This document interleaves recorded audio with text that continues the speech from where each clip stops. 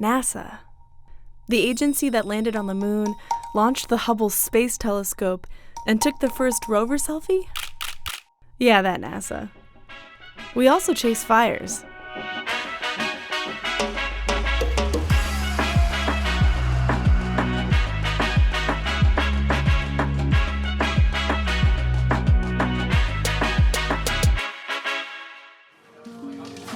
This team is in the middle of a recovery operation. The California Department of Forestry and Fire Protection is using NASA satellite data to map the path of destruction after the 2018 Camp Fire. NASA has the tallest fire towers, with our satellites looking down from space, catching images every day and every night. We're often the first to detect and then share information about fires, especially fires that are burning in remote locations. That's where we can come in and provide a much better picture. And so I have NASA MODIS and VIIRS stuff, which we always use on Google Earth. You can kind of see the streets here. This is a neighborhood totally burned down. A NASA Rapid Response grant allowed the team to study the impact of the Camp Fire just 4 months after it was contained. NASA provides crucial tools for both first responders and fire recovery managers, but there are even bigger implications for understanding the future of fire. The information we collect from satellites helps us understand not just where and when fires are burning, but what kind of changes they're making to the ecosystems on the ground and our atmosphere up above. I'm Doug Morton, and I'm an Earth System Scientist here at NASA's Goddard Space Flight Center.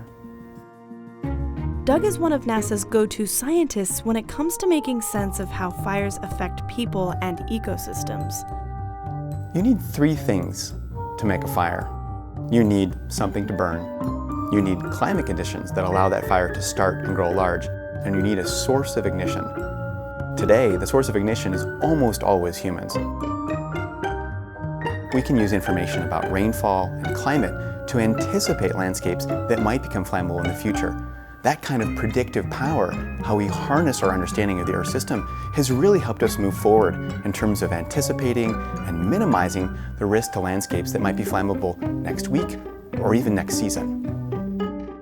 But the real work of science may be something that many people don't have a lot of visibility into. When we talk about taking a team of scientists and putting them into the field, that could mean weeks, months, or even years of collecting data. The first time I spent in the Amazon was in the early parts of the 2000s, just at the peak of deforestation rates in Brazil. And I don't think anyone could make it to the end of that frontier landscape, standing at the edge of a road and looking in all directions and seeing towering columns of black smoke and not feel like there was an opportunity to be careful with our planet. Fires have been burning across the southern Amazon, an area where I've been working for the last 20 years. And so people have looked to me to explain, is this normal? One of the things I can do as a NASA scientist is I can go back in time. Our data record allows us to literally compare activities that are happening every day with these same days and the same kinds of conditions in previous years. From space, we're mapping fires across the entire planet, and that often takes us to remote locations. And the best way to partner and understand those remote locations is with people who live and work in those communities. So that's what we did. This year, NASA is sending a blitz of missions into the field, and you're coming with us. Climate change is shepherding in a new era of fires that burn hotter and longer. And our pilots, our partners, our scientists and engineers, they've come prepared to meet that challenge.